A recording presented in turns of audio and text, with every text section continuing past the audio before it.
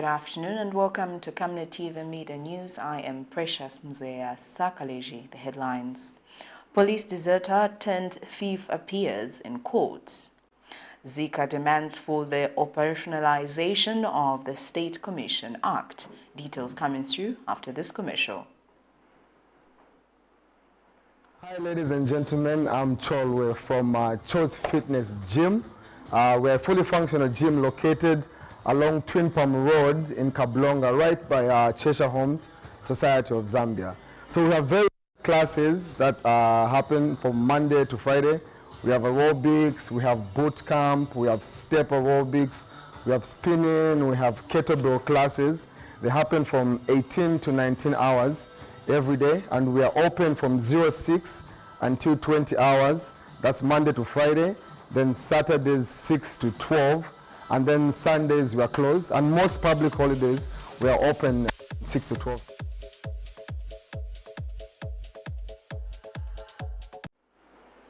And now the Midday News in detail.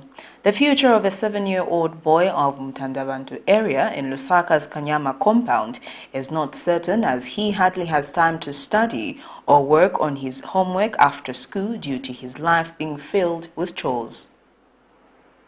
While many parents in Zambia spend the month of December planning for their school-going children come January of the next year, this family of Mtandabantu area in Lusaka's Kanyama compound are spending their time worrying where their next meal will come from, as the family is dependent on piecework for survival. Camnet News recently carried out the story of Caroline Hakatanga, a 28-year-old mother of 1 year and 3 months-old triplets, and a 7-year-old boy who are struggling to survive. The news crew caught up with the 7-year-old boy Lucky Hakatanga after neighbors expressed concern that the boy has become the primary caregiver for the triplets at his young age, as he is left with them when his parents go out to look for piecework. Lucky Hakatanga now demonstrates for us what his daily routine looks like after school days, stating that he spends his time carrying the triplets around while his parents are away and washing dishes. This leaves the boy with no time for anything school-related once out of school, not even his homework.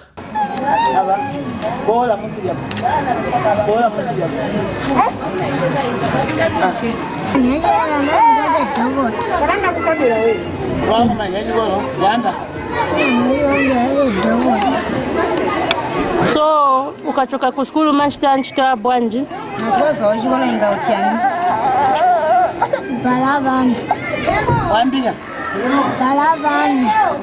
His mother, Caroline Hakatanga, says this family has no option, stating that no help has come forward to help them start a sustainable business. She adds that if assisted to start a sustainable business at home, her son will have all the free time to concentrate on school.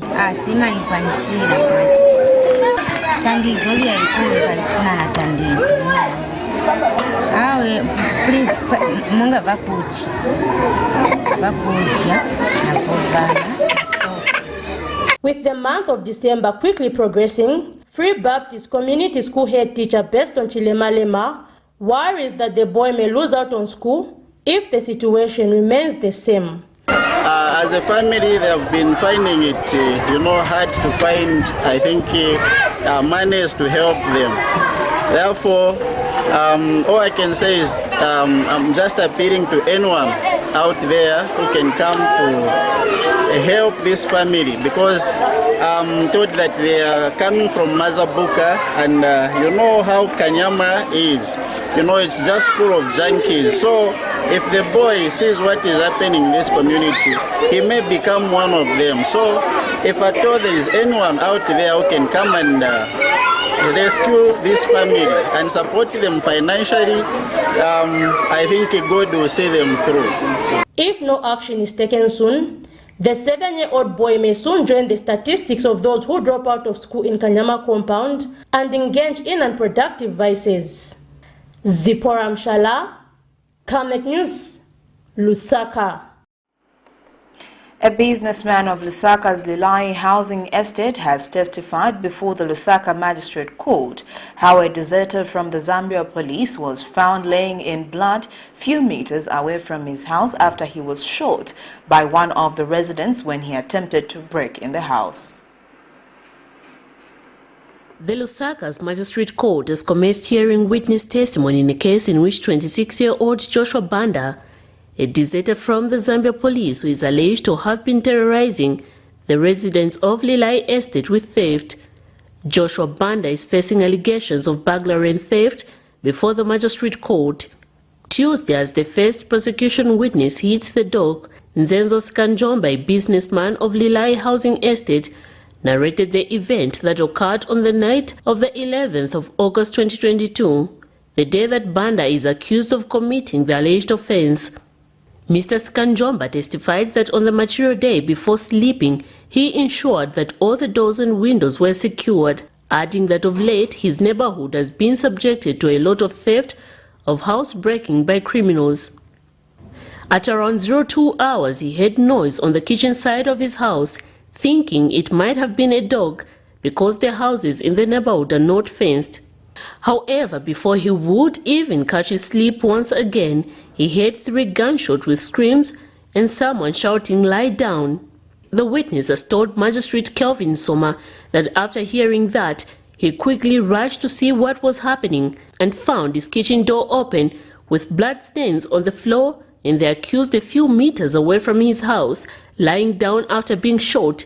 Next to him was a bunch of keys. They quickly rushed him to the clinic and reported the case to the police. The matter has been adjourned to January 2023, where the court is expected to move for a scene visit. According to a police statement earlier issued, the accused, a deserter from the Zambia police and has been on the police most wanted list. The statement had further disclosed that the complainant had informed the police that the criminals broke through the kitchen window. Unfortunately, he was awakened and managed to shoot at one of them in the left leg using a .22 rifle, whilst others managed to escape. Miriam Kaimba reporting for Camnet TV News. A 3-year Germany government-funded food security project is set to benefit 28,000 farmers in southern and western provinces aimed at improving agricultural production and productivity. The project will target at least 28,000 direct beneficiaries. These are farmers. The project will operate in 5 districts, namely Gwembe, Sinazongwe, Kazungula, and Choma in southern province, as well as in western province, Sesheke to be specific. The project will be implemented in 3 agricultural camps in each of the named districts. What are the research activities carried out at Mochpapa? These are carried out through 4 divisions or sections. We have the Farming Systems and Social Sciences Division, the Crop Improvement and Agronomy Division. We also have the Soil and Water Management Division, and then the Plant Protection Division. So then, what does the Farming Systems do? This division or section coordinates and provides technical backstopping in the farming system development and the research. The Zambia Institute of Chartered Accountants, ZICA, has called for the operationalization of the State Commission Act established in 2016, which will provide oversight and regulate the Office of the Auditor General. The Office of the Auditor General in Zambia holds the supreme role of auditing institutions, statutory bodies, donor-funded agencies, and all other institutions where public resources have been allocated to ensure that the money is put to its intended use and not mismanaged or diverted for personal benefit. Due to its significant role in ensuring accountability of public resources, the State Audit Commission was established in 2016 with a mandate of ensuring that the Office of the Auditor General is answerable on matters of ethical conduct, as well as to act as a mediator on disputed audit findings. Despite the establishment of this commission 6 years ago, it has not yet been operationalized, a matter which has concerned the Zambia Institute of Chartered Accountants, ZICA, who say this is causing a drawback as far as accountability is concerned. Speaking during the Institute's 4th quarter press briefing Tuesday morning, ZICA President Cecilia Zimba has also called for the withdrawal of the Securities Amendment Bill number 23 of 2022 to allow for more stakeholder consultation, as this bill borders on the appointment of auditors among other key issues. The Accountants Act 2008 gives ZICA the power to establish the minimum requirements for someone to qualify as an auditor. And once someone has met the ZICA criteria to be an auditor, they are free to audit any institution in Zambia. If the Securities and Exchange Commission has proposals as to an additional minimum requirement for an auditor, those proposals should be submitted to ZICA for consideration accordingly. It is not in the place of the Securities Exchange Commission to try and regulate auditors in the country.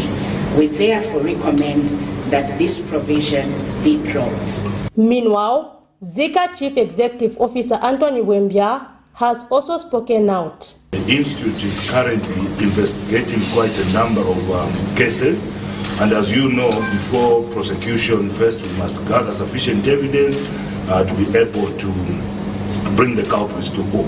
So I can only confirm that, yes, there are cases that we are actively investigating, and sooner than later, some of these cases will end up in court. We have not yet prosecuted anyone, but we will definitely be prosecuting some culprits. Touching on other issues of national interest, the Institute says there is need to call for an investment summit aimed at making Zambia a more attractive investment destination, as other African countries have done, with an overall goal of encouraging economic growth.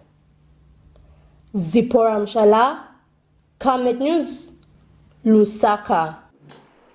Well, that news item brings us to the end of Camnet TV Midday News, but before we go, here are the headlines once again. Police deserter turned a thief appears in court. ZICA demands for the operationalization of the State Commission Act. Thank you for watching. I am Precious Mzeya Sakaleji. Good afternoon.